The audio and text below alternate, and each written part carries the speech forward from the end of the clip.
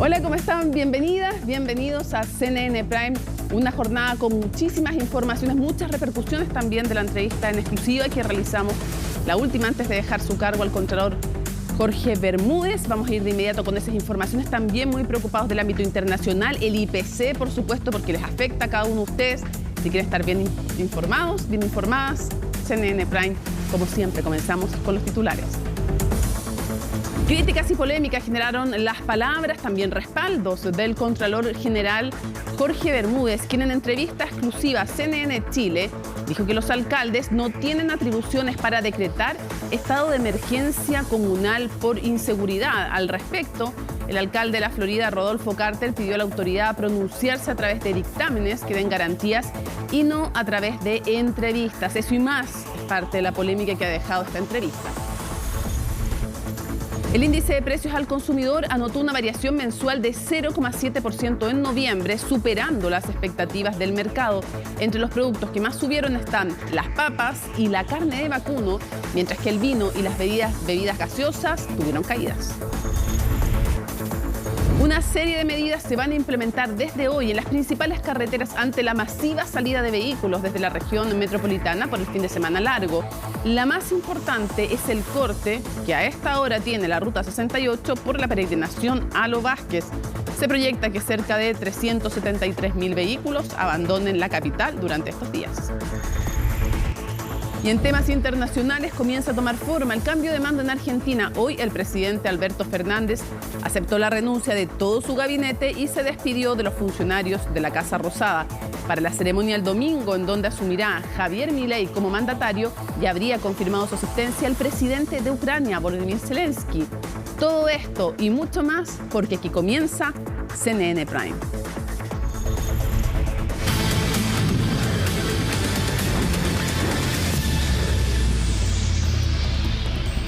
La justicia condenó a Francisco Solar a un total de 86 años de cárcel, mientras que Mónica Caballero recibió una pena de 12 años de presidio en calidad de cómplice en el marco del llamado Caso Bombas 2. Los detalles de todo lo que implicó este largo proceso en el informe de Belén Saldías.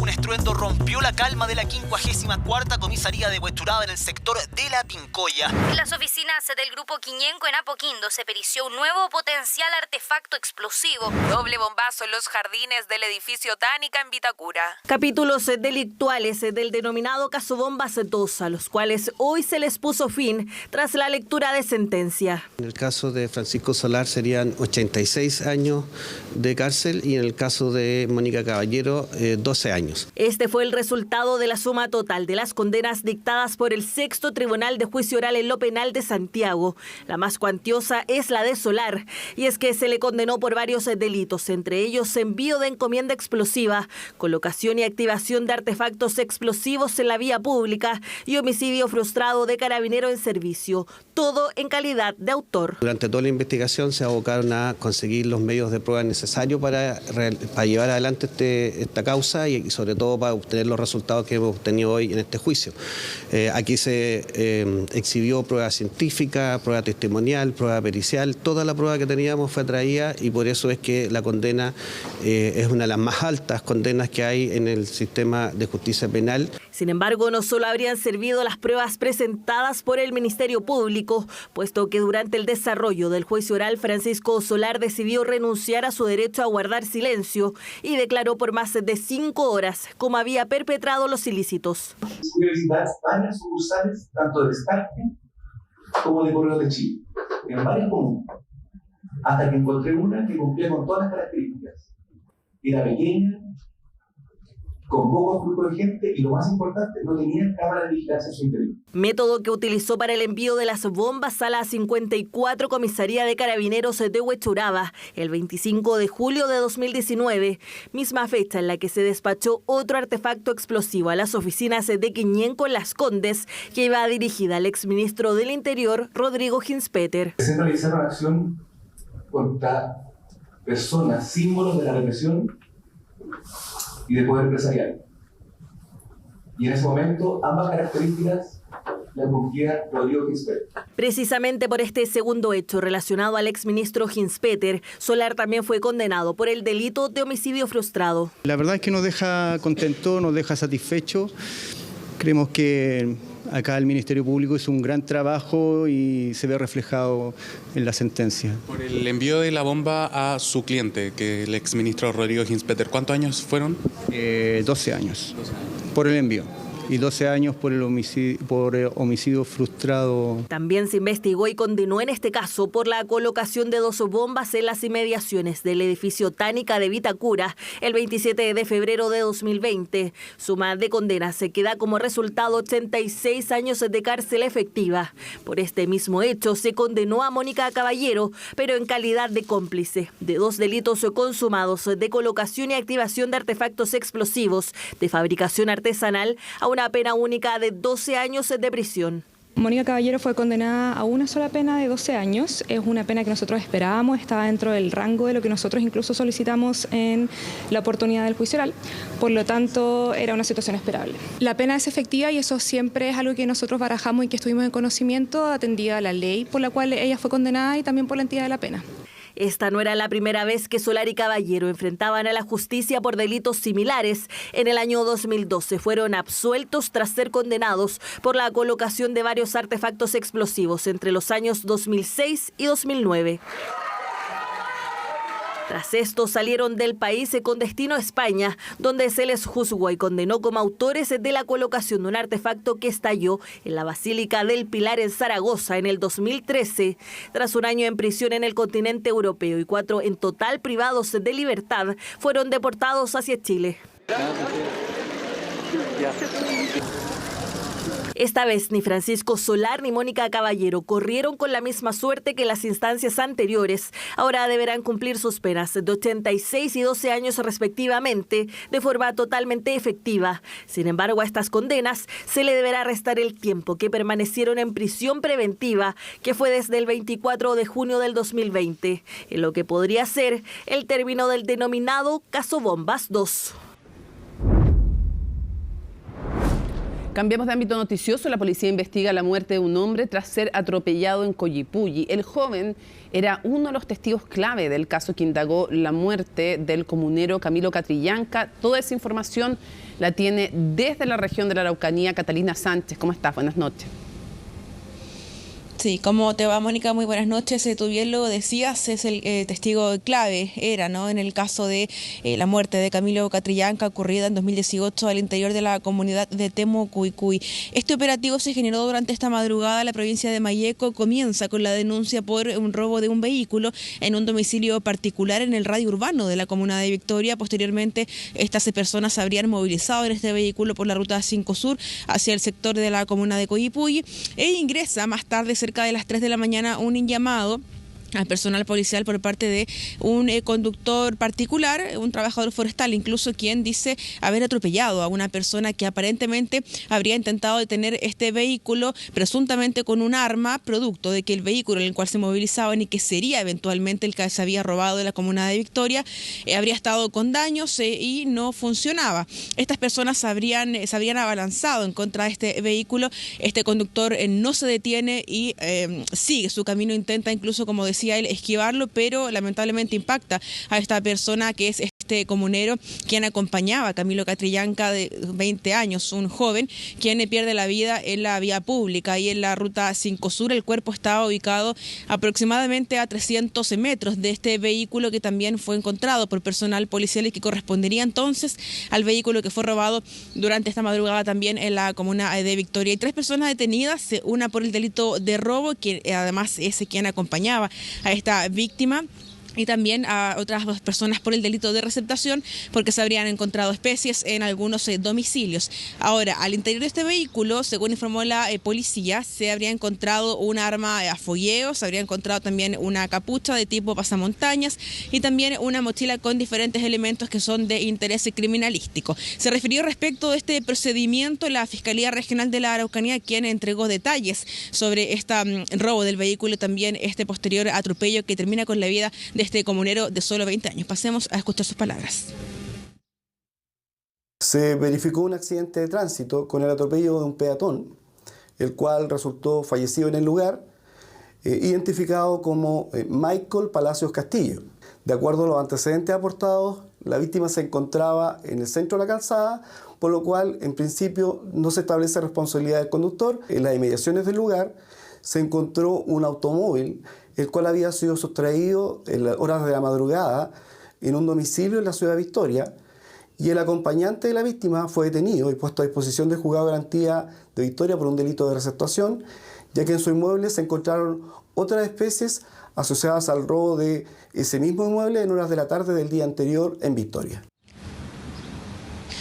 Por razones que se investigan, este vehículo que habría sido robado y que correspondería al que estaba en la Ruta 5 Sur se detiene, estaba también con daños, se pudieron encontrar restos incluso del vehículo en la Ruta 5 Sur. Una de estas personas intenta entonces detener a un vehículo particular, que sería un trabajador forestal, quien no se detiene, sigue su trayecto y finalmente atropella a este comunero. Cuando este conductor llama a personal policial fue detenido, pero quedó en libertad, quedó apercibido.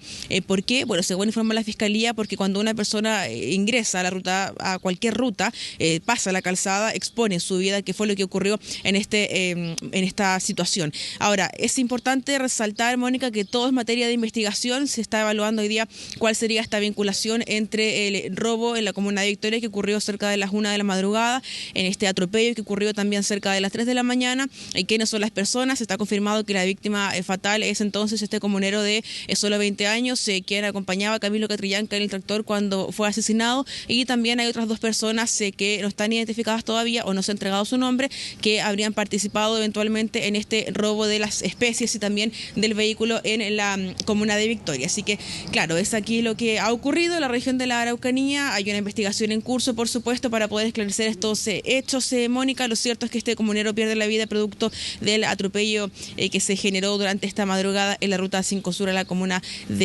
altura de la comuna de Coyipulli. Así que estaremos atentos a lo que ocurra, por supuesto, con esta investigación y también con las posibles reacciones y que esto deje producto de que ya algunas comunidades han emitido un comunicado mediante redes sociales, mediante sus páginas web, haciendo un llamado a reunirse incluso el día de mañana para hacer una especie de velatorio con la familia de esta víctima en su comunidad ahí en la zona de Ercilla. Así que estaremos informando próximamente qué es lo que sigue ocurriendo con esta investigación y por supuesto los resultados que arroje esta.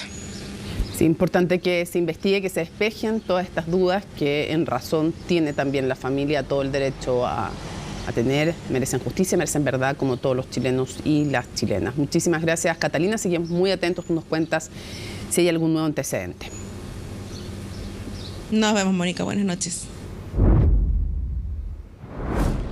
Y hoy se llevó a cabo una nueva jornada de declaraciones en el juicio de apelación por la desaparición de Narumi Kurosaki en Francia. En este cuarto día de alegatos que tiene al chileno Nicolás Cepeda como principal imputado, subió al estrado el policía judicial a cargo de la investigación. En su declaración explicó las razones para no haber sospechado de Cepeda en primera instancia, alegando que el entonces pareja de Kurosaki presentó una actitud errática, pero que descartaron su nombre por falta de pruebas para implicarlo. A ella se suma la declaración de un supuesto testigo clave que alegó haber visto a Narumi con vida, lo que fue desmentido tanto por la defensa del imputado como por los jueces. Sí se corrobora la culpabilidad de Nicolás Cepeda en esta desaparición y muerte de Narumi Kurosaki. El punto es que no hay cadáver aún encontrado, ¿no? Arriesga la misma pena de 28 años de cárcel a la que fue condenado el año pasado. Y un operativo nacional dejó 34 detenidos vinculados a delitos sexuales. Se trató de una búsqueda focalizada en personas prófugas de la justicia que mantenían órdenes vigentes de detención. Durante el operativo, que se llevó a cabo en 13 ciudades del país, se logró la detención de 57 personas, de las cuales 34 son específicamente por delitos de índole sexual y 23 vinculadas a otros ilícitos, entre ellos uno por homicidio. Entre los detenidos destaca un hombre de 67 años que estuvo más de 1.700 días prófugo por el delito de violación a un menor de 14 años. De acuerdo a Carabineros, otro de los sujetos arrestados contaba con 67 detenciones previas. Durante los días 3 y 6 de diciembre del presente año, Carabineros de Chile desplegó a nivel nacional un plan operativo y estratégico tendiente a generar la captura de sujetos prófugos de la justicia, especialmente por delitos relacionados en el contexto de abuso. Se logró la detención de un total de 57 sujetos que mantenían órdenes de detención vigentes por diferentes delitos, destacando principalmente 34 de ellos que mantenían órdenes de detención por delitos de contexto sexual. Mientras que por otra parte se logró la detención de otros 23 sujetos que mantenían órdenes de detención por diferentes delitos, destacando entre uno de ellos el delito de homicidio. Momento oportuno para invitarlos a revisar la franja electoral. Seguimos con más noticias y de inmediato les queremos contar que ya comenzó el corte en la Ruta 68, todo esto en el marco de la peregrinación hacia el Santuario Los Vázquez durante este fin de semana.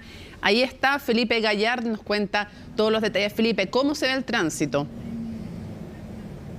Muy buenas noches, Mónica. Bueno, se ve de esta manera, está totalmente cerrada la Ruta 68. Hemos visto pasar un par de autos, eso sí, de carabineros, también muchos ciclistas, también muchas personas que van a peregrinar al Santuario de Los Vázquez, obviamente motivados por su fe, y hasta ahora todo se ha desarrollado de la mejor manera, bastante tranquilo. Mira, como lo pueden ver en las imágenes, así está en vivo. Viene gente caminando, muchas personas también en bicicleta que están acá en este sector iniciando este gran camino. Son aproximadamente 70 kilómetros desde este punto, desde Vespucio con la Ruta 68 hasta el Santuario de Los Vázquez. También los cortes de tránsito comenzaron durante esta jornada, recordemos, a partir de las 16 horas y se van a extender hasta este viernes 8 de diciembre hasta las 7 de la mañana. Específicamente también en el sector de Los Vázquez por el santuario, este corte de tránsito se va a extender hasta las 12 de la noche de este día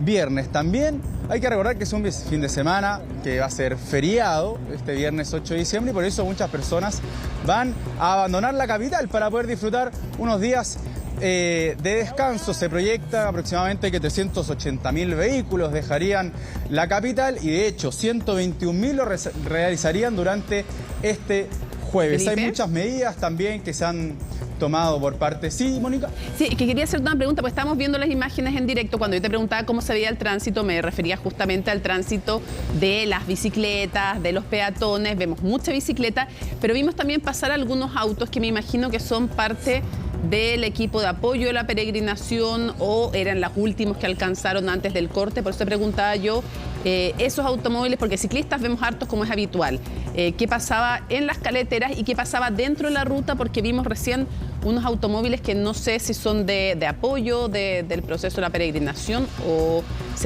servicios de emergencia. ¿Qué eran? ¿Qué se ve por ahí? También hay muchos vehículos que viven cerca acá del sector de la Ruta 68 pasar, y que tienen obviamente permitido el acceso para poder dejarlos pasar y que puedan llegar a sus casas sin ningún inconveniente. Pero hemos visto bastante poco durante aproximadamente 45 minutos que llevamos acá. Justo cuando comenzamos este despacho en vivo se notaron un poco más, pero realmente estaba bastante calmado el tema de los vehículos y todos tomando todas las precauciones, obviamente andar mucho más despacio de lo que se tiene que estar acostumbrado en esta carretera, porque eso es lo principal, evitar accidentes, que todas las personas puedan llegar al destino del Santuario de Los Vázquez de la mejor manera y que no ocurra ningún inconveniente. Se han tomado muchas precauciones también por parte de las autoridades. Pasemos a escuchar precisamente voces desde las autoridades refiriéndose a lo que es este corte de tránsito de la Ruta 78. La ruta va a estar completamente protegida por carabineros, tanto de tránsito como de apoyo a los caminantes. Hay puntos de provisión de agua. Es muy importante que todas las personas beban abundante agua, se mantengan hidratados, y ahí los distintos municipios a lo largo de la ruta han dispuesto puntos de atención para las personas que están haciendo este peregrinaje. Y por otro lado, los automovilistas lo de siempre, pues planificar los viajes, no exceder la velocidad permitida, no distraerse con el celular, está prohibido mirar el celular cuando uno maneja. Cuidémonos porque en realidad al final es todo responsabilidad nuestra de cómo lo hacemos. Claro, ese es el mensaje, a planificar mucho más los viajes. Hay 2 vías alternativas para quienes quieren ir a la quinta región, que es ir por la ruta 78 y también por la ruta 5, también en estas rutas para fomentar que la gente abandone también la capital para disfrutar este día feriado. Se van a optar por viajes con solo un valor de 1.000 pesos, así que ojalá la ciudadanía tome estas precauciones para que también no ocurra ningún accidente acá en la ruta 68. Y como lo están viendo en vivo, también hay gente que se motiva a realizar este largo camino en patín, no solamente en bicicletas. También hemos visto, me ha llamado un poco la atención, poca gente caminando. A esta hora seguramente salieron mucho más temprano porque es un trayecto bastante largo, extenso, pero también nos encontramos a un grupo que se iba más ahora, cuando caía el sol, porque también recordemos que están muy altas las temperaturas en la región metropolitana durante este fin de semana, y de hecho este jueves también hacía mucho calor. Pudimos conversar con algunos peregrinos, deportistas que van a realizar este largo trayecto esta noche de jueves 7 de diciembre y también mañana 8 de diciembre por la mañana. Escuchemos. Partieron ahora igual tarde, 8:30 de la noche. Es que si íbamos más temprano íbamos a pillar con el sol, entonces la idea era caminar más en la noche. Oye, ¿a qué hora esperan llegar? Allá son casi 90 kilómetros, ¿no? Pues sí, esperamos llegar primero, pero ¿a qué hora? No sé. Esperamos llegar como a las 12 es la meta. ¿12 de la noche? 12 de la noche. ¿Usted lo hace todos los años? Todos los años. ¿Y solo por motivos deportivos, religiosos? No, solo deporte, y aprovecha que está la autopista cerrada para el ciclismo. ¿A qué hora espera llegar allá? ¿Le gusta esto que una vez al año por lo menos se corte la ruta? Es por un motivo religioso, claramente por mucha gente que peregrina. Pero sí, algo un poco de fe y de deporte. Si igual me motivo para acompañar a mi hermano más que nada en realidad. Quería preguntarte justamente, Felipe, porque estamos viendo las imágenes por cómo se está sintiendo también este humo súper intenso a raíz de este incendio forestal en María Pinto, que es específicamente el sector del Parrón, en la comuna de María Pinto, a ver cómo se está sintiendo allá, porque en toda la región metropolitana se percibe, o en buena parte de ella. Sí, Mónica, realmente se siente un poco el humo por este incendio bastante grande que ha consumido 700 hectáreas y que también ha llevado a tener que declarar alerta amarilla para la provincia de Melipilla. Y así está el cielo, como lo están viendo en las imágenes en vivo debido a esto, así que hay que tomar bastantes precauciones para que no se sigan propagando estos incendios en la región metropolitana. Lamentablemente son 600 hectáreas, están trabajando muchos funcionarios de bomberos y da un poco de angustia porque llega el verano y al tiro comienza el tema de estos incendios forestales, Mónica. Sí, lo estamos, como tú dices, es bien impresionante ver la imagen, era importante contarlo. Aparte de las 700 hectáreas ya afectadas, las personas también, obviamente, que se empiezan a preguntar lo que tú decías, ¿qué va a pasar en este verano? Se supone que el gobierno tiene un plan importante, determinado para aquello que se han incrementado los fondos. Hay alerta amarilla provincial a raíz de este incendio forestal.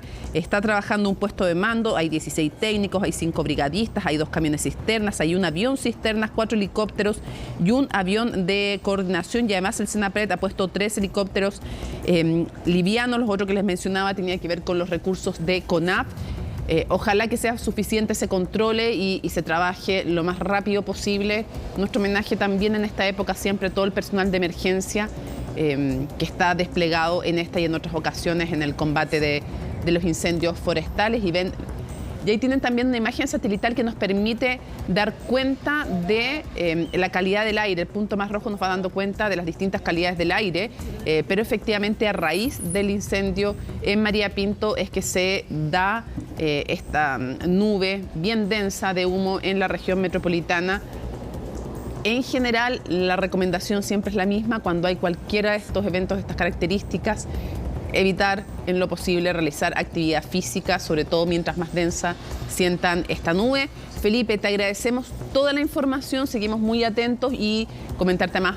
Obviamente que nos alegra dentro del marco lo que está pasando de esta peregrinación, como comentaban las personas, lo que implica realizar actividades en comunidad, juntos, realizar redes, crear comunidad. Es súper importante estas tradiciones también, así es que nos dábamos cuenta de aquello, pero también la información del corte de la ruta a raíz de la peregrinación a Lo Vázquez.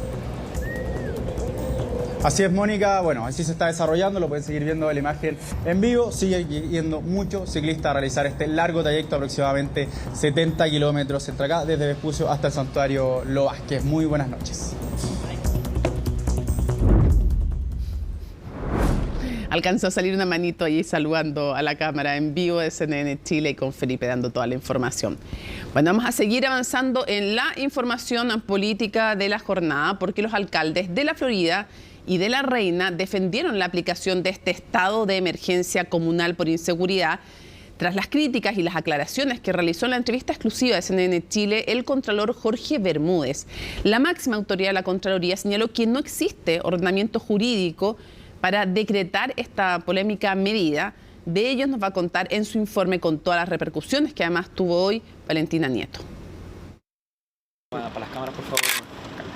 Respecto a las declaraciones del Contralor, lamentablemente opina desde la desinformación. Llegó con lo que dice es la prueba de las atribuciones que tienen los municipios para decretar una medida que no ha dejado de ser controversial. Y es que si ya las emergencias comunales habían recibido cuestionamientos, ahora vinieron desde la Contraloría General de la República. No existe tal cosa en el ordenamiento jurídico chileno y los estados de excepción son los que están establecidos en la Constitución. Lo que existe en el nivel comunal, y por lo tanto que sí pueden hacer los alcaldes, es tomar ciertas medidas de gestión que colaboren con la seguridad pública. Los contralores hablan a través de documentos escritos que se llaman dictámenes, no hablan a través de una entrevista. Nadie tiene facultades para declarar estado de emergencia, solo lo puede hacer el presidente de la República. Y evidentemente nosotros como municipio, y ninguna municipalidad en Chile, pretende declarar un estado de emergencia que, por ejemplo, permitiría poner un toque de queda, restringir la libertad de información. Fue la respuesta del alcalde Rodolfo Carter a los dichos del contralor Jorge Bermúdez, quien en exclusiva con CNN Chile aseguró que no existe ordenamiento jurídico que avale la decisión que tanto la Florida como la Reina tomaron días atrás. ¿Están estando fuera de la ley? A mí me parece, yo no he visto ningún decreto alcaldicio que las cree, solo he visto lo mismo que ustedes conocen, que son las declaraciones de prensa. Pero con esas declaraciones de prensa lo que uno ve es que las funciones de policía solo corresponden a Carabineros. Un rayado de cancha en sus últimos días como contralor que marcó incluso su despedida. Muy buenos días a todos y todos. Dichos que no cayeron bien en los municipios, los que aseguran tienen las facultades para decretar medidas en contra de la delincuencia, entre ellas los polémicos batallones de seguridad y vigilantes civiles. No opina a través de un documento escrito, como corresponde, y aparentemente tiene una contradicción respecto de lo que nos dijo por escrito el 24 de octubre, con lo que hoy día nos señala a través de una entrevista informal con un medio de comunicación. La Ley Orgánica Constitucional de Municipalidades, este documento que tengo acá en mis manos, sí nos permite decretar emergencia comunal en materia de seguridad y también nos faculta realizar labores de prevención en materia de seguridad. Las competencias comunales son bastante escasas, inclusive con este dictamen de Contraloría. No hay que cortarle las alas a los alcaldes cuando quieren colaborar en materia de seguridad pública. Por lo demás, en las comunas que ya iniciaron este plan, se están coordinando con las policías, están actuando en conjunto. Coordinación que, insiste, los municipios están implementando. El alcalde Carter aseguró incluso que fue la propia Contraloría la que ratificó el rol colaborativo que tienen las municipalidades, siempre y cuando no traspasen las funciones del Ministerio del Interior y las policías. Emergencias comunales que otros alcaldes se continúan evaluando. Tiene que haber una mirada integral, tiene que haber un plan regional y en esa medida no descartamos tomar nada que signifique entregarle mayor seguridad a la comuna, pero que también signifique una mayor seguridad para toda la región. Yo creo que esto que han hecho varios alcaldes es un tema de desesperación. Pero también uno tiene que entender que las cosas tienen que hacerse con todos los debidos controles. Nuestra pega no es enfrentar a ciudadanos contra los ciudadanos. Nosotros necesitamos que las policías se hagan cargo de hacer el trabajo que tienen que hacer y no estar nosotros contratando a ciudadanos buenos para enfrentar a ciudadanos malos que además están armados y con armamento de grueso calibre. Claro, porque precisamente la comuna de Padre Hurtado fue el escenario esta semana de la muerte de un niño de 5 años en una balacera. Por eso este jueves el municipio interpuso una querella junto al gobernador Claudio Orrego, quien por su parte instó nuevamente al gobierno a tomar medidas. Yo entiendo también de que el Ejecutivo ha descartado lo que hemos planteado en cuanto al estado de excepción. Entonces le hacemos un nuevo llamado al Ejecutivo. ¿Por qué no ocupar la ley de infraestructura crítica, que está aprobada, que no requiere estado de excepción y que permite, al igual que en todas las capitales de Europa, que las Fuerzas Armadas ayuden al menos en aquellos lugares críticos? En la seguridad no hay bandos en el Estado. Tenemos que pensarnos como colaboradores. Los dimes y diretes durante esta semana, producto de también la necesidad de coordinarnos más y mejor, a veces se vuelve inentendible para la ciudadanía y también contraproducente para poder maximizar nuestras capacidades. Seguridad que sigue siendo un flanco y en donde los acuerdos han sido también esquivos para dar respuesta a lo que es hace ya meses la principal preocupación de la ciudadanía. Dos aclaraciones. Una respecto de lo que decía el alcalde Carter, no era una entrevista informal, es una entrevista formal, se hacen así, se piden las entrevistas, se conceden y se realizan, digo. Eso es un poco una ironía. Y respecto del oficio, lo que dijo en la entrevista también el Contralor es que ese oficio se refiere a aquellas ocasiones en que la emergencia es decretada por causas de sismos o catástrofes naturales. Eso sí existe en el contexto, dice el Contralor, de la Ley Orgánica de Municipalidades, pero no respecto a un estado de inseguridad, que eso está fuera del ordenamiento legal.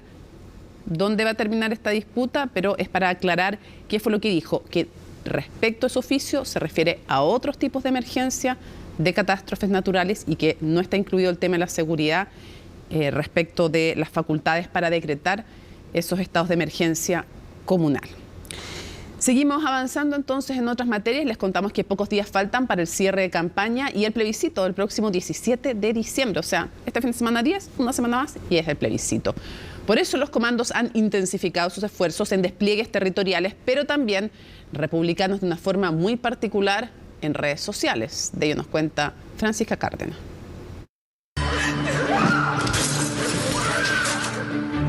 Entró gente a robar a mi casa.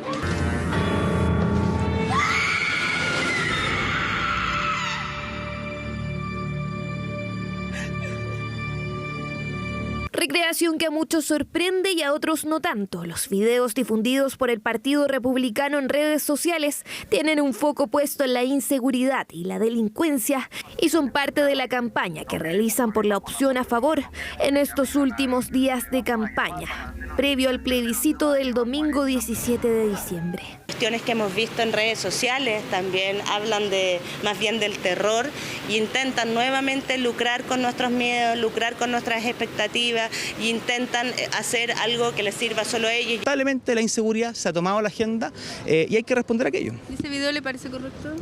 En el video que refleje los sentimientos de la mayoría de los chilenos, que queremos mayor seguridad, que queremos desmitificar las fake news que ha circulado desde la campaña del en contra, creo que es el tono adecuado. Un tono que a pocos días del plebiscito pareciera se incrementara, aunque no todos en la opción la comenten o defiendan, al menos públicamente. Darle qué le han parecido, a lo mejor no lo ha visto, pero han habido varios videos, capítulos que se hacen llamar Chile tiene miedo, de republicanos difundidos a través de redes sociales. No quisiera mezclar algo que es como política de Estado y perdónenme, yo siempre he respondido temas de campaña, pero no quisiera mezclar. Si bien las situaciones que muestran los videos republicanos son analizados con ojo crítico por algunos expertos, quienes han estado vinculados a campañas electorales la ven como un elemento más. El viejo recurso del terror, así se llama, se ha utilizado siempre en las campañas políticas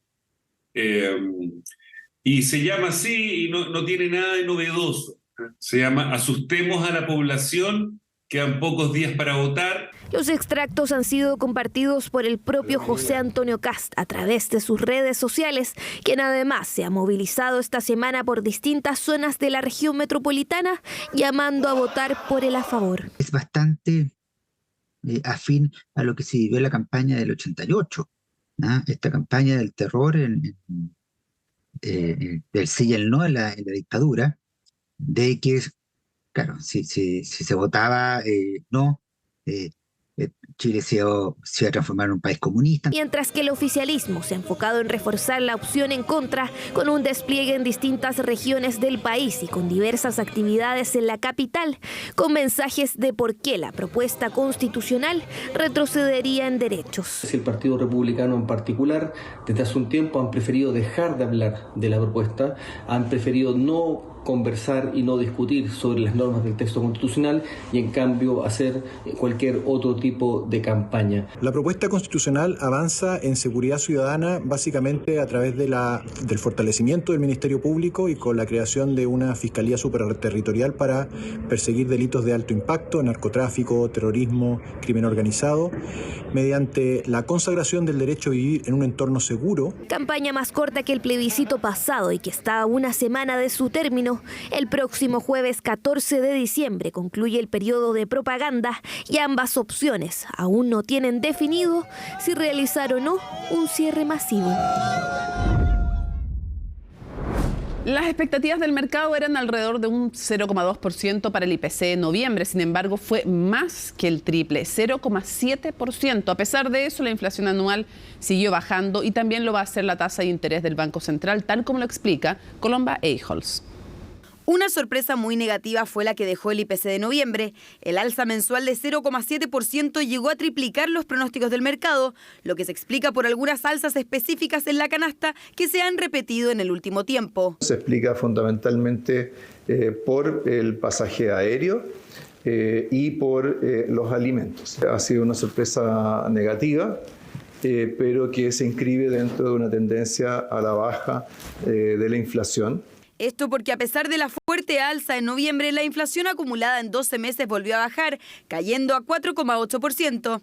Volviendo al IPC de noviembre, los aumentos destacaron las divisiones de alimentos y bebidas no alcohólicas, junto a transporte. Dentro de alimentos, la papa subió 7%, acumulando 106% en lo que va del año, mientras que el pasaje aéreo mostró un incremento de 18,3%, siendo el aumento más considerable en el mes. Por otra parte, los productos que anotaron una disminución en su precio fueron las bebidas alcohólicas y el tabaco. La sorpresa inflacionaria del IPC de noviembre se explicó principalmente por aumentos de precios en bienes, especialmente aquellos bienes importados, traspasando el alza fuerte que tuvimos en el tipo de cambio durante septiembre y octubre, pero también revirtiendo en parte las ofertas que tuvimos por el Cyber Day en el mes de octubre. Bastantes influencias puntuales tuvo la variación de este mes, por un lado por volátiles como los alimentos y por otro lado por cuestiones más puntuales en los bienes durables. Eso hace suponer que de cara a fin de año las cosas no cambian tanto. De hecho, pese a la negativa sorpresa del boletín de noviembre, las proyecciones se mantienen positivas en torno a la inflación anual, esperando que incluso se llegue a 3% para el primer semestre de 2024. La tendencia inflacionaria, que es lo que debiera preocupar para la decisión de política monetaria del Banco Central, sigue mostrando las medidas subyacentes convergiendo rápidamente a la meta del Banco Central. Esperemos que esto sea solamente parte del proceso que estamos viviendo y que la tendencia siga a la baja como ha sido la tónica en el último tiempo.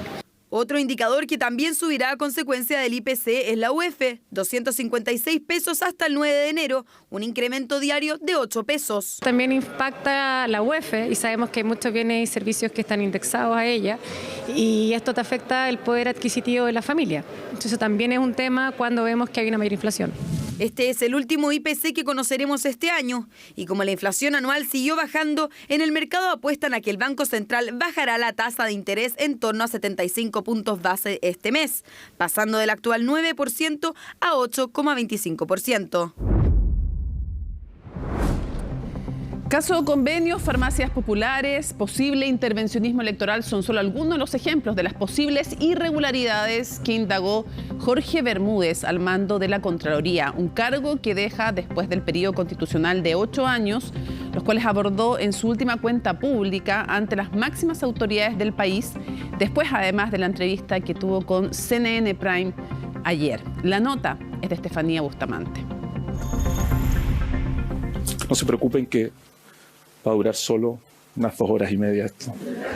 No, mentira. 35 minutos por reloj.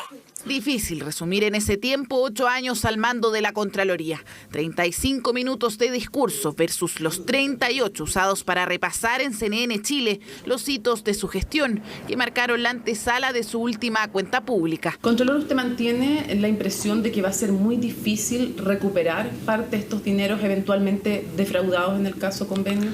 Sí, yo creo que eso es muy complicado que pueda ocurrir porque no hay garantías. no hay garantías serias y reales que puedan ser exigibles.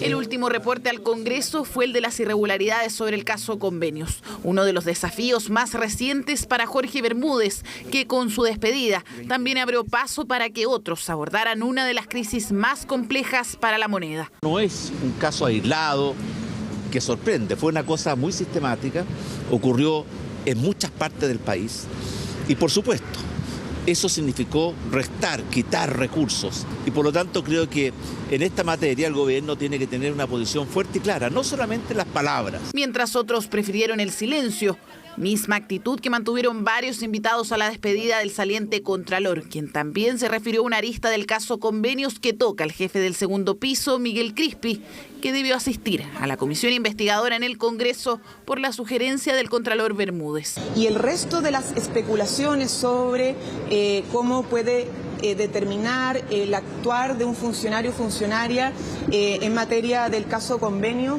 a propósito de la relación familiar es algo que está en la justicia. El presidente se refería a que una persona tomara una decisión para contratar un pariente y por tanto que fue una decisión directa. ¿Pero se corresponde tener a una persona que es familiar dentro del gobierno? Mire, eso lo preguntan todos los días, así que ¿qué más puedo agregar? No agregó nada más el Ejecutivo, pero sí el Contralor. Esta vez de otro caso. En total, la Contraloría formuló 3 cargos en contra del alcalde por la suscripción y aprobación de convenios irregulares. El caso Farmacias Populares, con una querella del alcalde de Recoleta contra Jorge Bermúdez, acusándolo de violar el secreto de la investigación, tras señalar que había irregularidades en los traspasos entre el municipio y la Chifarp. Yo voy a ejercer todas las acciones que la ley me permita contra el Contralor por esta falta al debido proceso. Es una práctica un poco, no sé, un poco democrática incluso diría yo, que es intentar acallar al mensajero. Si uno se querella en contra del que está fiscalizando, ya no creo que eso sea un símbolo de colaboración. O sea, ¿no le parece que ha sido proactivo y colaborativo? No, para nada. Y ese no fue el único obstáculo que atravesó el Contralor en 8 años a cargo. Reflexionó sobre los matices de cada gobierno que vio pasar desde la Contraloría. A este último dijo, le ha faltado experiencia en el sector público. Gracias muchachos. Claro, porque en una semana Jorge Bermúdez dejará oficialmente su oficina, la que utilizó desde el segundo gobierno de Michelle Bachelet, donde fue ratificado por la unanimidad del Senado tras una vacancia de 8 meses. El nombramiento de Jorge duró 8 meses, el anterior como 11 meses. No creo que sea bueno, ojalá que haya un nombramiento rápido de parte de la poder involucrado en esa decisión. Para cualquier institución pública y sobre todo para las instituciones autónomas como la Contraloría no es bueno que existan cargos que están subrogados o que estén vacantes y no me cabe ninguna duda de que en un tiempo razonable van a llegar al mejor nombre posible. En el intertanto asumirá la subcontralora Dorothy Pérez, a quien Jorge Bermúdez intentó destituir sin éxito. Para evitar contratiempos, el gobierno ya busca el nombre que llevará al Senado, donde se ratificará el nuevo Contralor de la República. Gracias totales. Vamos a otras materias. Temperaturas máximas de hasta 37 grados se esperan en sectores de la zona centro de nuestro país para este fin de semana. ¿Cómo poder prepararse para aminorar los efectos del calor? Tema que reportó Pablo Figueroa. Esto pasó en mayo en Roma, donde miles de personas esperaban a altas temperaturas para ingresar a un concierto de la banda Muse. Lo que pasó la semana siguiente fueron estas postales. El verano llegó con todos los meses siguientes al hemisferio norte. Altas temperaturas marcando algunas nunca antes vistas, como en España, cuando en agosto el termómetro llegó a 46 grados en Valencia. Ahora nos toca a nosotros. Jueves 7 de diciembre de 2023, son las 16 horas y había 33 grados a la sombra. Yo creo que debe ser más de 33, porque aquí afuera en la calle se siente más la calor. Una de las temperaturas más altas es lo que va en Santiago de este segundo semestre. Hace harto calor, pues quiero que le diga. ¿Has sentido el mismo calor que hay en este momento durante la semana? No, hoy día se ha sentido más, pues, de la mañana, porque en la mañana ha estado igual más tibio que los otros días. Los otros días ha hecho más frío. Con los autos y todo eso se siente más el calor, yo creo que debe ser más de 33. ¿Has sentido el mismo calor que hay en este momento durante la semana? ¿O? No. El descenso de la temperatura máxima estaríamos bordeando los 31 grados acá en Santiago y el domingo estaríamos esperando el día de máximas temperaturas, donde acá en Santiago, en el centro, llegaríamos a 34, no descartándose casi el sector norte de la región metropolitana, pudiésemos llegar hasta los 36 grados también hacia el sector de los Andes, San Felipe, Quillota, que son lugares típicamente más cálidos. Llegó el verano. Llegó el verano completamente, sí, y se van a mantener las temperaturas. Luego de esto baja un poco la temperatura, pero se va a mantener siempre en torno a los 30 grados. Así es, el verano llegó y es por eso que nunca está de más repasar los consejos básicos para evitar tragedias.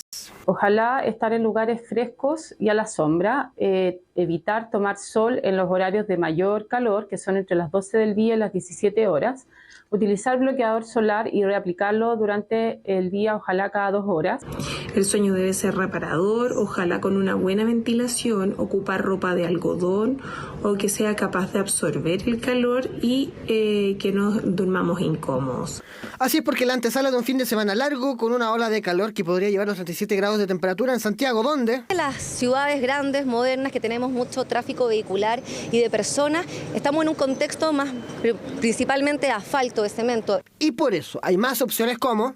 Primero, indudablemente, lo mejor sería poder ir a un parque o una plaza o una calle con suficiente material vegetal, arbolado urbano que pueda generar sombra y además reducir las temperaturas por la evapotranspiración de las plantas. El rol de la cobertura vegetal y de los árboles en la regulación de la temperatura está ampliamente estudiada y sabemos que puede disminuir hasta en 8 grados la temperatura. Y además considerar que esta ola de calor afecta a varias regiones y presenta condiciones para... Durante estos días vamos a tener condiciones favorables para la propagación de incendios, puesto que vamos a tener temperaturas altas, sobre todo en los sectores de los valles, sectores precordilleranos y también en el sector costero deberíamos registrar viento de 40 km por hora, que también favorece la propagación de los incendios forestales, además de humedades relativas que van a estar por debajo del 30%. Pero, por sobre todo, no confundir ir a buscar refugio a un parque que ir a hacer deporte con altas temperaturas. Y queremos tener un pronóstico del tiempo más extendido y para eso nos vamos a nuestro estudio digital, nuestro estudio virtual de CNN Tiempo con Daniela González. Daniel. Hola, ¿cómo están? Buenas noches. Les damos la bienvenida al estudio de CNN Tiempo para contarles cómo va a estar este viernes 8 de diciembre en nuestro país. Vamos a hacer la proyección también, así que acompáñenos porque va a haber harto calor en gran parte de nuestro país. Y vamos a comenzar, como habitualmente lo hacemos, con el informe que nos entrega Meteorred respecto a nuestro país. El contexto general, y yo les cuento que la baja costera va a dejar nubosidad sobre el litoral norte. Eso significa que el norte grande va a quedar con cielos parciales a despejados, principalmente en horas de la tarde. En el interior del norte, eso sí, por ejemplo, en Arica, Parinacota, Tarapacá y Antofagasta, la nubosidad va a aumentar y la probabilidad de tormentas eléctricas también, incluso de chubascos, principalmente para el final del día viernes en esta zona de nuestro país. Y las temperaturas se van a presentar bastante cálidas. Por ejemplo, solo para que se haga una idea, en Pica se podrían registrar 34 grados, en San Pedro de Atacama 33 grados, aunque en los sectores cordilleranos entre Antofagasta y Coquimbo se van a registrar rachas o ráfagas de viento incluso que podrían superar los 70 kilómetros por hora. Acercándonos a la zona central, les cuento que los cielos estarán totalmente despejados, a excepción de la cordillera, podría precipitar, pero solo en sectores cordilleranos, porque en los sectores del valle vamos a esperar temperaturas alrededor de los 30 grados. En los sectores costeros, esas temperaturas bajan, bordeando los 20 grados aproximadamente. Y se pregunta usted respecto al sur y les cuento que las nubes en la zona sur de nuestro país van a ganar protagonismo. La inestabilidad atmosférica en la Patagonia principalmente va a dejar precipitaciones desde la región de los ríos hasta Aysén. Sin embargo, se dan también las condiciones estables que favorecen el aumento de temperaturas en la región de Aysén también. Como les decíamos hace algunos días, por ejemplo, Balmaceda podría registrar 24 grados y Futaleufú por sobre los 20 grados.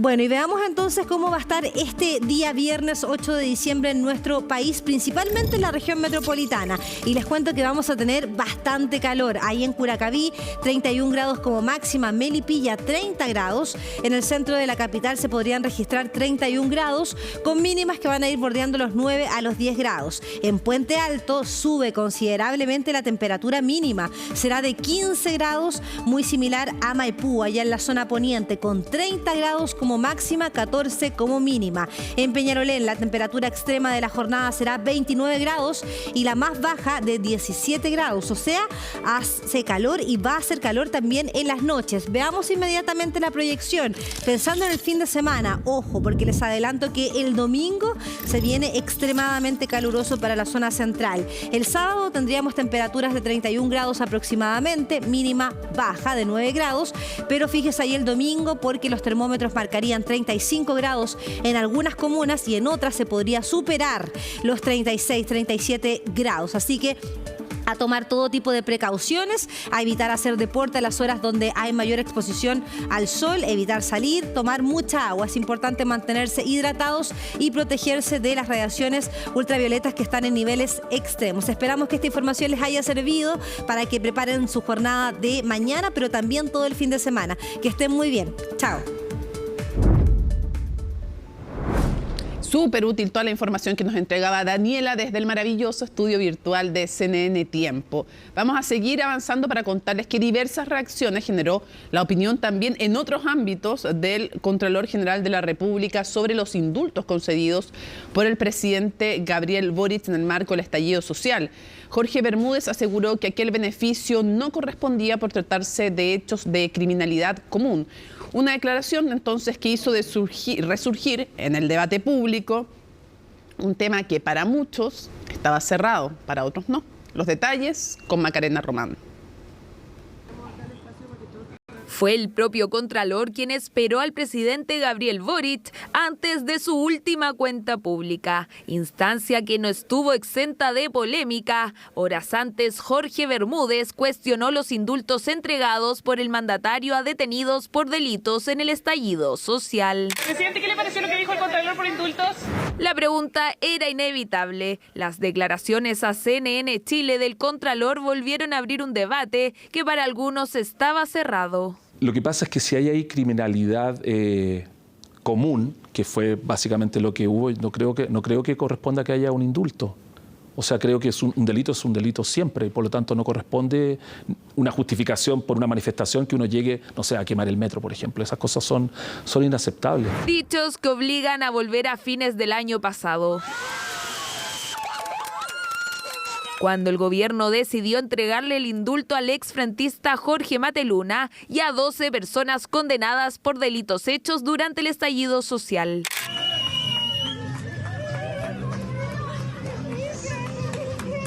Los dichos de Bermúdez provocaron tal repercusión que nuevamente tuvo que referirse al tema. Evidentemente que si estamos enfrentando una situación donde hay un problema con la seguridad pública, evidentemente que los indultos pareciera que son un poco contraintuitivos. Pero bueno, eso yo no lo puedo juzgar. Pero quien sí se dio el tiempo para hacer una crítica fue el expresidente Sebastián Piñera. Los indultos que dio el presidente Boric fueron un gravísimo error y han tenido gravísimas consecuencias. Sin ir más lejos, una de las consecuencias fue la salida de la entonces ministra de Justicia, Marcela Ríos. Todo por supuestas desprolijidades en la lista de los indultados. He decidido aceptar la renuncia de Marcela Ríos Tobar a dicha cartera. De ahí fue el ministro Luis Cordero quien tomó el tema y ahora, a raíz de las declaraciones del Contralor, se vio obligado a nuevamente despejar las inquietudes. Para mí no tiene más que una consideración de mérito en un contexto donde el debate legal está resuelto por el Tribunal Constitucional y en un debate respecto del cual la Contraloría, cuando fue requerida su intervención, se abstuvo. Claro, porque fue la propia Contraloría quien se abstuvo de emitir pronunciamientos sobre la legalidad de los indultos tras una petición de la UDI. La razón, el ingreso de requerimientos por este tema ante el Tribunal Constitucional, el mismo que terminó rechazando aquellas solicitudes. Se decidió rechazar rechazar todos los requerimientos que impugnaban los indultos. Pese a esa decisión, los cuestionamientos en contra del gobierno continúan. Algunos aseguran que fue una señal que avaló la inseguridad. El indulto a delincuentes y terroristas es por lejos de las señales más graves que ha dado el presidente Boric. Cuando un presidente indulta a delincuentes y violentistas, después, ¿cómo le vamos a creer su verdadera vocación de luchar en contra de la delincuencia? Aunque los indultos es algo que se viene haciendo desde el retorno a la democracia, durante el primer periodo de la expresidenta Bachelet se concedió este beneficio a 67 personas y a otras 10 en su segundo mandato. En tanto, el expresidente Piñera firmó 14 indultos en su primer mandato y 24 en el segundo. Porque finalmente ya se ha zanjado que desde el año 90 el indulto es un acto privativo de quien está gobernando en ese momento y es lo que hizo el presidente Gabriel Boric. Deja como facultad al presidente decidir cuándo no se cumplen los requisitos. Existe esa atribución, se ejerció esa atribución y estoy de acuerdo con esa atribución. Atribución de la cual el gobierno ya tomó una decisión. El presidente Boric no entregará más indultos por causas vinculadas al estallido social. Dos cosas son buenas puntualizar en el contexto de la historia respecto de los indultos. Lo primero es que Contraloría se abstiene porque estaba el pronunciamiento del Tribunal Constitucional. Y lo segundo, que las declaraciones de ayer del Contralor a CNN Chile fueron súper específicas respecto a que no se estaba cuestionando la facultad presidencial. La pregunta fue si era una buena medida para el país desde el punto de vista de la seguridad, desde el punto de vista político, una serie de implicancias, y la opinión del Contralor fue que no. Así como también en su momento, respecto al gobierno pasado, fue crítico de los indultos respecto de delitos de lesa humanidad. Entonces el punto que se sigue cuestionando al gobierno no es hoy por hoy la facultad del presidente, que la tiene la han tenido en el pasado todos los presidentes para los indultos, sino sobre si fue una buena o mala medida, no respecto de su facultad, que efectivamente la tiene como todos los mandatarios. Vamos a ir a otras noticias. Chile es uno de los países líderes en energías renovables y hace unos meses asumió el desafío de descarbonizar la matriz a 2030. Hoy se oficializó el cierre de la última central de la región metropolitana en Renca, tema del que nos cuenta Camila Guía. Central Renca del Sistema Interconectado Central. Se trata de una generadora de energía que funcionó activamente a partir de carbón y posteriormente a diésel. Operó desde 1962 hasta el 98, cuando quedó como central de respaldo y finalmente en noviembre de este año apagó sus motores. Hoy las comunidades celebran este hito. Roxana vive en Renca hace 48 años y recuerda cómo era vivir con la central al lado de su casa. No habían tantas casas, entonces yo me acuerdo, de hecho anoche nos acordábamos con mi mamá y yo ponía una escalera y ahí miraba la termoeléctrica, el hospital, qué sé yo, pero el ruido que hacía cuando se cortaba la luz era un ruido bastante ensordecedor porque estábamos cerca, entonces era como bien de miedo. Mi mamá colgaba ropa y le quedaba todo lleno de carboncito encima de las camisas blancas, había que volver a lavar y así. Sí, era súper invasivo. Desde el gobierno y el municipio celebran el cierre de esta central en medio del desarrollo del plan de descarbonización a 2030 y los nuevos desafíos de la industria. Hoy día hay un día histórico no solamente para Renca, sino que para el sistema eléctrico en Chile. Hoy día el que esta planta se esté desconectando definitivamente, a pesar de que funciona de forma distinta como funcionaba hace 60 años atrás, tiene primero que todo un impacto medioambiental. Hay emisiones que dejan de recibirse en el medio ambiente y que impactan especialmente a las vecinas y los vecinos de Renca. Estamos en un proceso de descarbonización, de salida de las termoeléctricas a carbón que nos permitirá enfrentar de mejor manera la crisis climática. Un 77% de las emisiones totales de gases de efecto invernadero de nuestro país provienen del sector energía.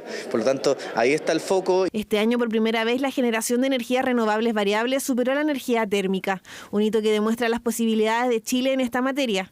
Se trata del cierre definitivo de la única central térmica de la región metropolitana. Actualmente cuenta con 2 unidades generadoras a diésel que alcanzan una potencia total de 100 megavatios y que dado su estado de respaldo operó por última vez en el año 2011. Es una muy buena noticia, también habla de la resiliencia de nuestro sistema eléctrico y que podamos desconectar una planta termoeléctrica de manera segura y sin que haya riesgo de desabastecimiento para la región metropolitana. Aquello que pasa en este territorio, que va a seguir seguramente vinculado a generación energética, pero con otros criterios, ¿no? Los criterios del futuro, esperamos que no sean una carga para los vecinos y las vecinas de Renca, sino que estén vinculados con el potencial de desarrollo. El proyecto que se diseñe para reemplazar esta infraestructura debe ser un proyecto, por cierto, sin emisiones, pero que permita también conectarse con un modelo de desarrollo que queremos para Renca, donde el futuro está presente. Es un desafío para el mundo público y el privado para alcanzar la descarbonización a 2030, principalmente por los costos de mantener un sistema seguro con energías variables. En la medida en que se abaraten los sistemas de almacenamiento,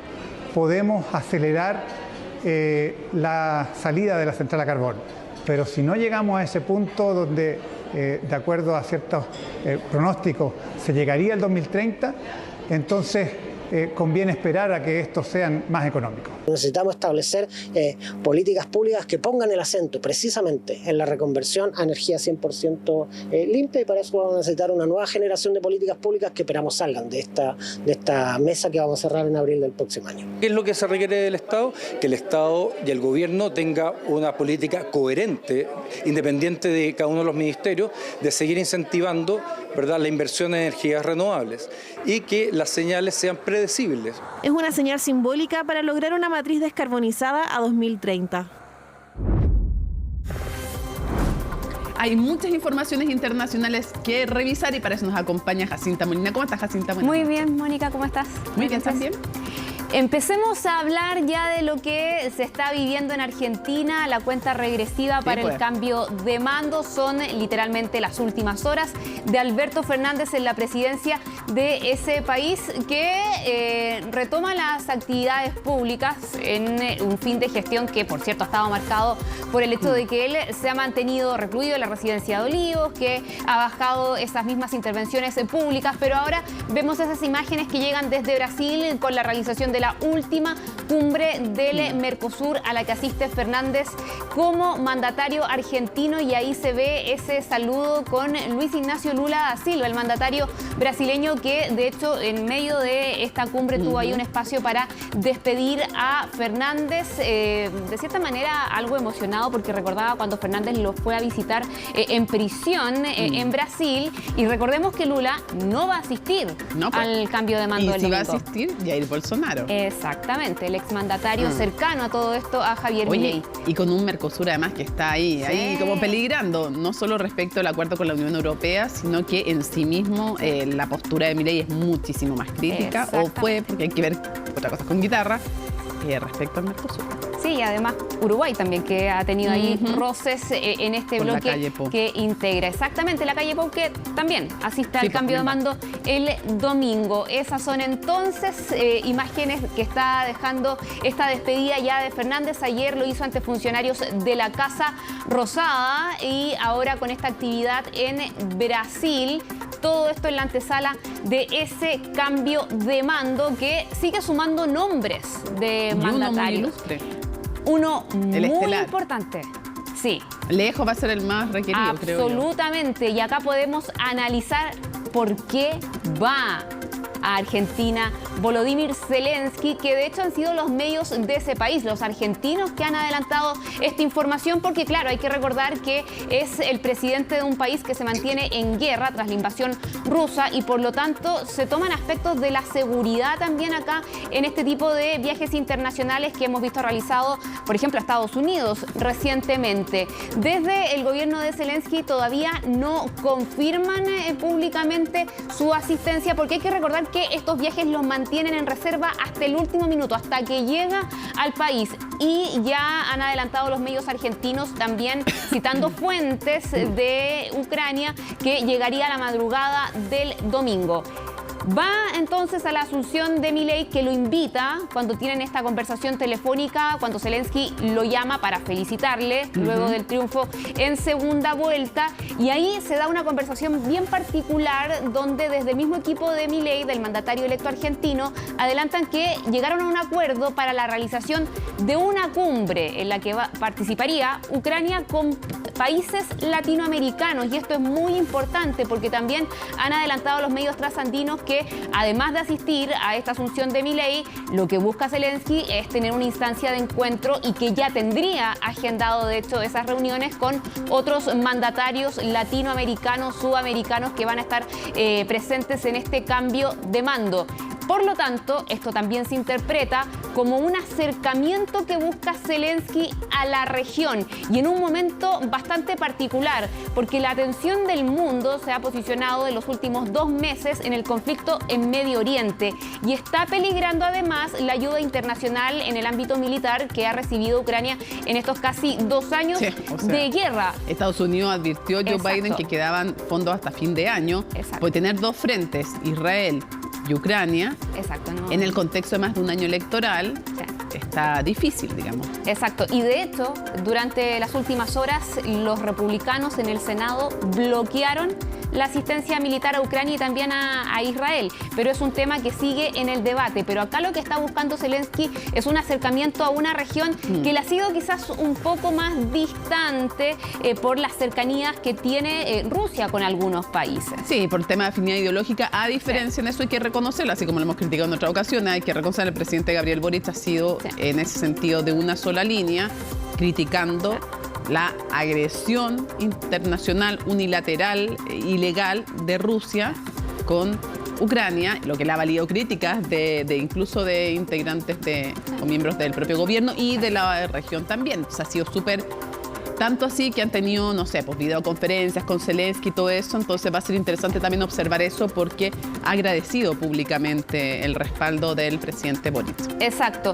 Por ejemplo, en Argentina, los medios de ese país y también internacionales describían como más tibia, por ejemplo, lo que ha sido la posición de Alberto Fernández ante ese conflicto. Y hay otro tema, lo mencionábamos.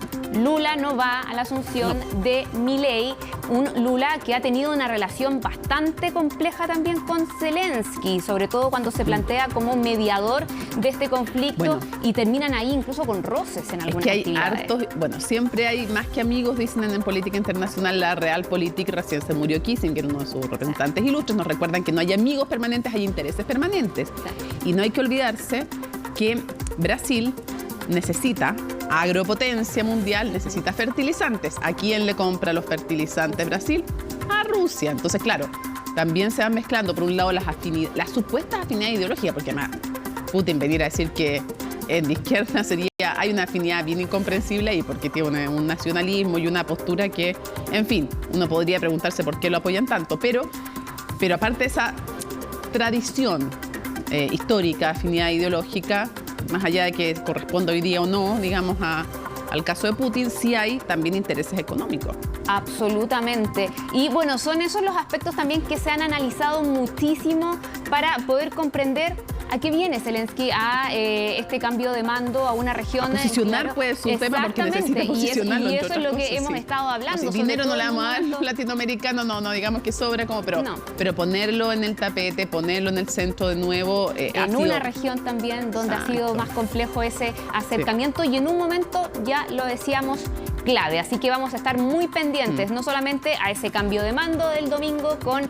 una cobertura especial de CNN Chile, sino también a lo que vayan a hacer esos movimientos de Zelensky en la Nuestro Ivo Goitz va a estar además ahí acompañando al presidente de la República, Gabriel Boric, que va en un entorno un poco hostil. Vamos a ver cómo va a estar el tema ahí. Pero Diana Mondino, la canciller, es bien pragmática, así que yo creo que también va a manejar ese tema. Sigamos avanzando. ¿Hacia dónde? Y nos quedamos en nuestra región. Ya lo adelantábamos el día de ayer. Se cumple hoy exactamente un año desde este intento fallido de autogolpe de Estado de Pedro Castillo, que lo tiene actualmente en prisión y que da inicio a la presidencia de Dina Boluarte en medio de una serie de complejidades, cuestionamientos y también protestas que de hecho se reactivaron en algunas zonas de Perú durante esta jornada y además en medio del más reciente escándalo de corrupción que salpica al Ministerio Público, que ha investigado a Boluarte precisamente por las muertes en estas protestas que se dieron a finales del año pasado y también comienzos de este. ¿Qué ha acontecido en estos 12 meses en Perú? Lo vamos a revisar en la nota de Laura Soto. Tomamos la decisión de establecer un gobierno de excepción. Se dictan las siguientes medidas: disolver temporalmente el Congreso de la República e instaurar un gobierno de emergencia excepcional. Con las manos temblorosas, Pedro Castillo emitía hace un año por televisión las palabras que sepultaron su mandato, un movimiento desesperado con el que el exmandatario peruano intentó evitar su destitución, que se iba a debatir ese mismo día en el Legislativo, pero que en el transcurso de unas cuantas horas terminó con su encarcelamiento. Hasta el día de hoy, el líder sindical niega que haya intentado cometer un autogolpe de Estado. He sido apresado y violentado mis derechos constitucionales, como es el derecho a la libertad y a un debido proceso, dispuesto por la fiscal de la Nación, planeado con los altos mandos de la policía y con cierto grupo de congresistas.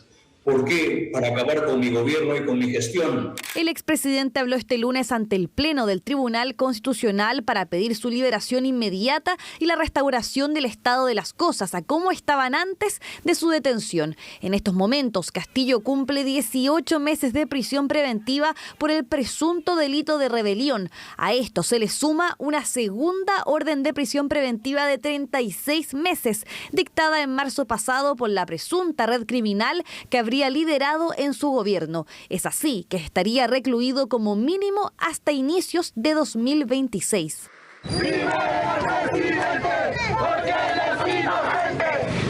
En los primeros meses de su detención vimos protestas como estas prácticamente todos los días, sumado a los manifestantes que pedían la renuncia de la presidenta Dina Boluarte, entonces vicepresidenta, que asumió en reemplazo de Castillo, además de otras demandas como el cierre del Congreso. Ahora el ruido en las calles ha decaído y así también las presiones en el Legislativo para adelantar las elecciones tras no llegar a un acuerdo. El discurso cambió. Hoy el discurso es: vamos hasta el 2026. El discurso es: creemos en la sucesión constitucional. Más allá del ruido político, es que no se ha visto mucha eficiencia respecto de obtener resultados concretos de este gobierno.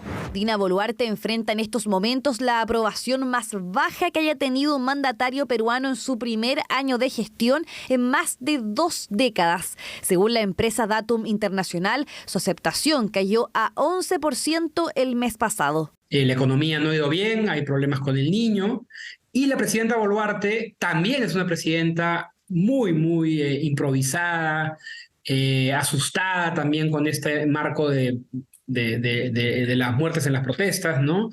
Porque sabe y se le está investigando por eso.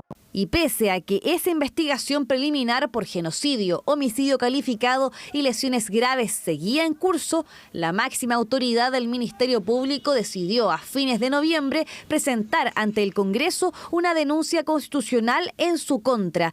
Todo en medio de la investigación que la propia fiscal general enfrenta por presuntamente liderar una organización criminal. Diligencias que terminaron precipitando su suspensión por 6 meses en el cargo, según dictó la Junta Nacional de Justicia del país este miércoles. Esta resolución express tiene motivaciones políticas, a un llamado a todos aquellos fiscales para que no se dejen amedrentar y continúen con las investigaciones que se tienen en curso. Queda la duda sobre cómo este escándalo en el Ministerio Público podría afectar las investigaciones que lleva en curso, tales como las que afectan a Pedro Castillo. En particular, las pesquisas sobre el autogolpe podrían extenderse hasta abril del próximo año. Van a afectarse estos casos, ya se están afectando porque hay una lucha interna entre fiscales que hacen su trabajo y fiscales que están buscando entorpecerles en línea con mantener el poder. Lo cierto es que ahora, y a un año de su detención, la situación judicial del exmandatario ha dejado de ser el foco de atención en un país que constantemente suma nuevos capítulos a su inacabable crisis. Ya. Vamos a seguir en nuestra región, en nuestro continente, con una tensión que sigue creciendo entre Guyana y Venezuela, sobre todo luego del anuncio de Estados Unidos de la realización de maniobras, ejercicios militares conjuntos con Guyana, que generó muchísima molestia en Venezuela. De hecho, fue criticado incluso por las autoridades del régimen, y todo esto lo hemos también revisado durante esta semana. La tensión por esta zona del Esequibo esto luego de este referéndum que realiza el régimen de Maduro. Además, hay que sumar una noticia reciente que han confirmado las autoridades de Guyana y que se da en medio de toda esta tensión, pero que se está investigando y tiene que ver con la muerte de 5 militares guyaneses que iban en un helicóptero, y se está investigando lo que ocurrió. Se habla preliminarmente de un accidente, pero se está investigando las causas de este, y esto ocurre precisamente cerca de la frontera entre Guyana y Venezuela, en medio de todo este escenario de tensión que ha aumentado particularmente esta semana. Y como yo les decía, se suma a esto entonces este anuncio de Estados Unidos y Guyana de realización de ejercicios que decían regularmente realizan, pero que se dan ahora en el marco de esta situación y que de hecho se han llevado a cabo también durante esta jornada. Yo les decía, desde Venezuela han reaccionado con molestia, de hecho lo calificaban también como una infeliz provocación, decían desde el régimen venezolano. Y el día de mañana, a puertas cerradas, el Consejo de Seguridad de Naciones Unidas va a abordar esta situación por petición de Guyana. Es que está muy tenso el tema, le preocupa también a todos, obviamente a todo el continente nos tiene que preocupar, a todo el mundo le debería preocupar la posibilidad de un conflicto, pero en el contexto del año electoral le viene bien una dictadura, el enemigo externo se ocupa en dictaduras y en democracia en todo caso, pero con mayor razón una dictadura, y además le preocupa especialmente a Brasil. Sí, y veíamos ahí que tiene limítrofe con Guyana y que de cambiar aquello sería limítrofe además el tema de Venezuela, en fin. Es súper preocupante lo que está pasando y, bueno, claramente nadie tiene derecho porque decida, incluso su pueblo, a anexarse otro territorio. Pero además esto está en tribunales internacionales, la idea sería que ahí se resolviera. Exacto. Y de hecho se abordó también en la reunión del Mercosur que ya comentábamos durante esta jornada. Terminamos en nuestra región con un sismo que se registró de hecho durante esta tarde en México, con epicentro en el estado de Puebla. Se siente también por la ubicación cercana a Ciudad de México, en la capital de ese país. De momento no se reportan heridos, tampoco víctimas fatales, magnitud 5,7, pero sí se activaron todas las alertas, las alarmas, y eso lleva a esas imágenes que revisamos. La gente que salió de los edificios en medio de esta contingencia luego de este sismo en una zona, en un país particularmente donde se registra, al igual que acá en Chile, muchos sismos, y eso tiene que ver también con la presencia de muchas placas tectónicas en el territorio mexicano, pero de momento entonces, salvo el susto, no se registran daños ni heridos ni tampoco víctimas. Afortunadamente. Jacinta Molina, te agradecemos toda la información y nos vamos rápidamente a la pausa para volver con más a CNN Prime. ¿Estás bien? Termina CNN Prime. Yo estaba preguntando qué había hoy día, pero ¿cómo puedo preguntar eso si hoy día es jueves? Después de CNN Tiempo viene doña Matilde Burgos con CNN Íntimo. Así es que no se lo pierdan porque siempre está buenísimo. Así lo sabe las últimas noticias. Y la Rimó, por ejemplo, que le hizo una estupenda y justa columna a nuestra compañera. En fin. No se olviden que mañana hay una entrevista exclusiva de Paula Escobar en CNN Íntimo a las 7 de la tarde. Mañana viernes a la expresidenta Michelle Bachelet, que está, en Influyentes. Influyente. Hoy día en CNN Íntimo, como les decía, está Rafael Gumucio, el entrevistado de Matilde Burgos. Y mañana en Influyentes con Paula Escobar, entrevista exclusiva a la expresidenta Michelle Bachelet. Así que, como les digo, todos los días ustedes se pueden despegar de las pantallas de CNN Chile.